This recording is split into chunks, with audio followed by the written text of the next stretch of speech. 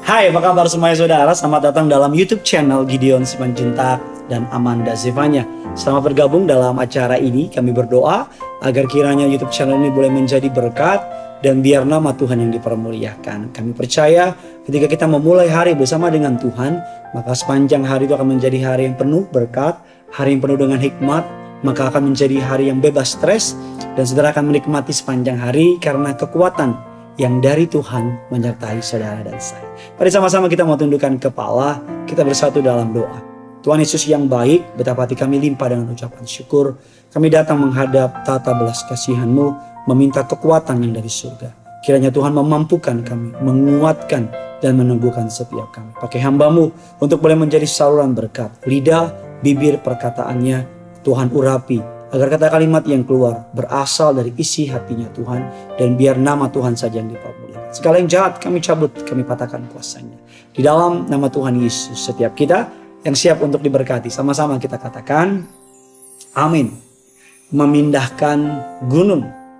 Tanda tanya, ketika masalah saya terlalu besar. Percaya atau tidak percaya, mengikuti Yesus tidak meniadakan masalah. Percaya kepada Yesus tidak akan mengurangi tantangan dalam hidup ini. Atau bahkan mungkin hari ini sudah sedang menghadapi masalah yang begitu besar, hingga rasa-rasanya hampir nggak ada jalan keluar. Atau bahkan mungkin sudah berkata sudah nggak ada jalan keluar. Atau kalaupun ada jalan keluar, ada gunung yang begitu besar yang menghalangi jalan saudara. Sehingga saudara berkata udah nggak lagi harapan. Saudara berkata sudah game over. Mungkin saudara sudah merasa menjadi frustasi. Tapi ketika saudara dan saya membaca firman Tuhan, Alkitab mengatakan ada sebuah ayat yang mengatakan jikalau engkau percaya dan tidak menjadi bimbang, engkau dapat mengatakan pada gunung ini berancaklah, maka gunung ini menjadi berancak.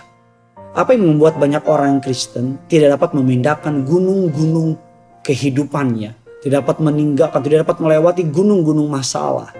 Karena saya percaya yang pertama, bahwa firman Tuhan adalah benar dan hidup. Firman Allah tetap berkuasa dulu, sekarang, bahkan sampai selama-lamanya. Berkuasa ribuan tahun yang lalu, berkuasa hari ini, dan tetap berkuasa sampai bumi masih tetap berputar. Ada banyak orang karena kurang percaya mengakibatkan kuasa Allah tidak menjadi nyata. Firman Allah mengatakan Matius 17 ayat yang ke-20, Ia berkata kepada mereka, karena kamu kurang percaya. Sebab aku berkata kepadamu, sesungguhnya sekiranya kamu mempunyai iman sebesar biji sesawi saja, maka kamu dapat berkata kepada gunung ini, pindah dari tempat ini ke sana, maka gunung ini akan pindah, dan takkan ada yang mustahil bagimu. Ketika Yesus berbicara mengenai iman, Yesus tidak berbicara mengenai iman yang terlalu besar, tapi Yesus berbicara mengenai iman yang walaupun sebesar biji sesawi. Kalau saudara nggak tahu apa biji sesawi, cukup ambil pulpen dan kasih titik di ujung tangan saudara. Sebesar itulah kurang lebih biji sesawi. Iman yang percaya kepada Kristus, iman yang digantungkan kepada Kristus, sanggup memindahkan gunung-gunung masalah kita. Dia tidak pernah berdusta, dia tidak pernah berbohong. Yesus memang berada, ketika dia mengatakan hal tersebut, Yesus memang berada di dekat gunung, di mana dia mengalami sebuah perubahan transfigurasi, mengalami sebuah kemuliaan Allah. Pakaiannya bercahaya seperti matahari, putih bersinar-sinar. Matius 17 ayat yang kedua. Menurut tradisi Kristen atau argumen sejumlah ahli, dikenal dengan istilah atau nama Gunung Tabor yang memiliki ketinggian beberapa ratus meter. Setelah itu Yesus turun menemui banyak orang, dan seorang bapa menerobos kerumunan dan berlutut di kakinya. Beliau memohon belas kasihan Yesus mengusir setan yang mendiami tubuh anaknya. Rupanya meski sudah dibawa kepada murid-muridnya, anak tersebut tidak kunjung sembuh. Mendengar hal tersebut, Yesus berkata, maka kata Yesus kepadanya, hai kamu, angkatan yang tidak percaya dan yang sesat. Berapa lama lagi aku harus tinggal di antara kamu? Berapa lama lagi aku harus sabar terhadap kamu? Bawalah anak itu kemari. Matius 17 ayatnya yang ke-17. Murid-murid Yesus bukan tidak bisa mengusir setan. Tetapi dikatakan dalam Markus 3, 14, 15. Dikatakan bahwa saat mereka diutus oleh Yesus, Yesus memberi mereka kuasa untuk mengusir setan. Bahkan mereka dapat menyembuhkan orang sakit. Yang membuat murid-murid Yesus gagal melakukannya karena akibat kurang percaya. Alias kurang memiliki iman. Dalam hidup ini kita akan melewati banyak hal. Dan iman kita ada kalanya di atas, ada kalanya di bawah. That's why kita perlu memaintain iman kita dengan mengisi dengan pikiran-pikiran dunia. Kalau kita biarkan iman kita diisi dengan perkataan dunia, hikmat dunia, berita-berita dunia, maka tanpa kita sadari, sama seperti sebuah gelas, perkataan dunia akan membocorkan. Dan iman kita akan drain, dan kita akan kehilangan iman kita. Dikatakan bahwa pada masa-masa sukar dalam hidup orang percaya, Tuhan menggendong mereka. Tuhan menggendong mereka. Kalau dulu Tuhan tolong, hari ini Tuhan juga akan tolong saudara.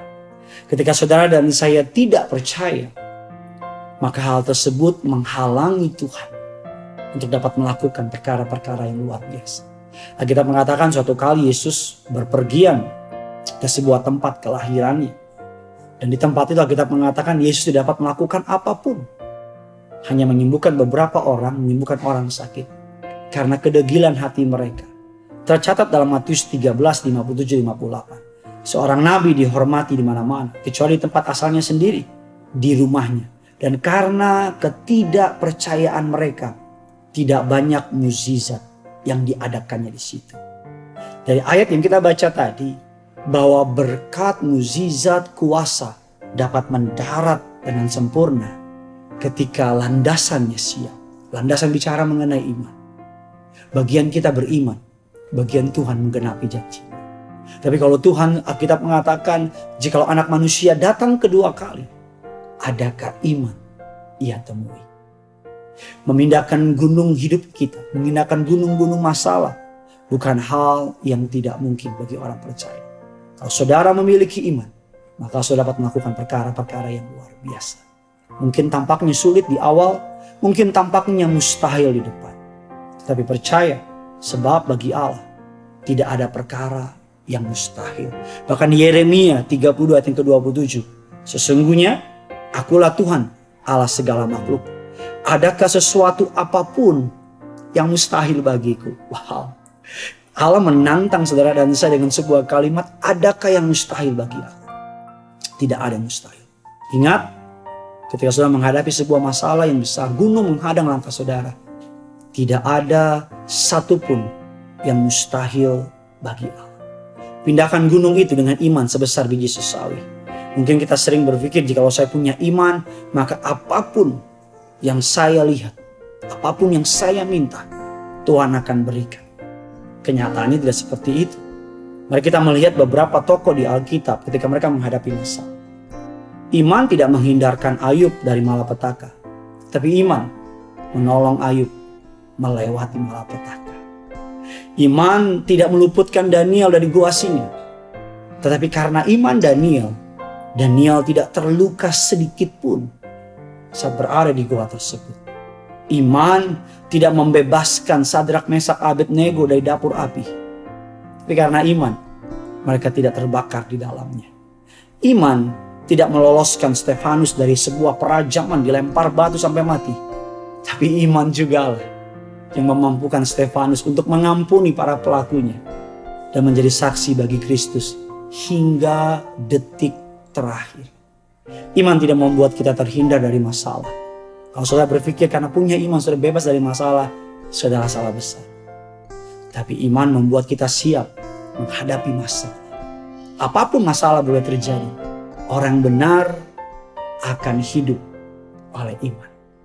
Orang benar akan hidup karena percaya. Berbahagialah mereka yang tidak melihat namun percaya. Iman tidak membuat segala sesuatunya menjadi bebas masalah dan sebagainya. Iman membuat segala sesuatunya menjadi mungkin. Iman membuat kita menjadi mampu untuk dapat melewati masalah. Mari, sebesar apapun iman, ubah pola pikir saudara.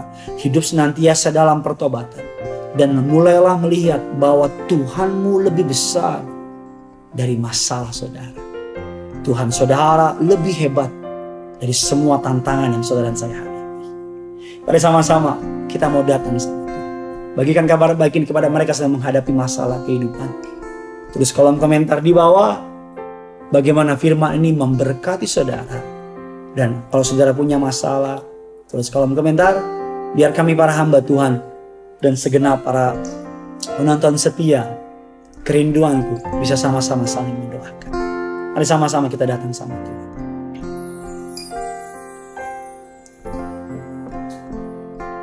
Kita bawa hati kita di hari. Hanya Kau Tuhan penolongku,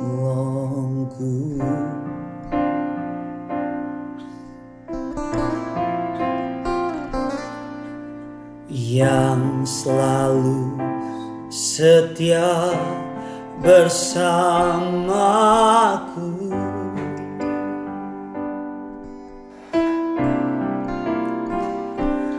Kasih-Mu yang sanggup mengubah kehidupanku. Sungguh ku berserah, sungguh ku percaya kuasa-Mu terlebih besar. Tuhanku terlebih besar. Tak pernah terlambat janji-Mu ya Tuhan menolong hidupku. Kuasa-Mu terlebih besar. Tuhanku terlebih besar. Tak pernah terlambat janji-Mu ya Tuhan pulihkan hidupku. Mari segenap bawa hatimu, bawa imanmu, kuasa-Mu. Kuasa-Mu terlebih besar. Tuhanku terlebih besar. Tak pernah terlambat janji-Mu ya Tuhan menolong hidupku. Kuasa-Mu terlebih besar. Tuhanku terlebih besar. Tak pernah terlambat, tak pernah terlambat janji-Mu ya Tuhan pulihkan hidupku. Tak pernah terlambat janji-Mu ya, tak pernah terlambat, tak pernah terlambat janji-Mu ya, tak pernah terlambat. Tak pernah terlambat janji-Mu ya Tuhan pulihkan hidupku. Ingat satu kalimat ini, Tuhanmu lebih besar dari apapun masalah yang sedang hadapi. Tuhanmu mengasihimu dan Tuhan punya rencana yang luar biasa. Yang punya surga, crazy love with you.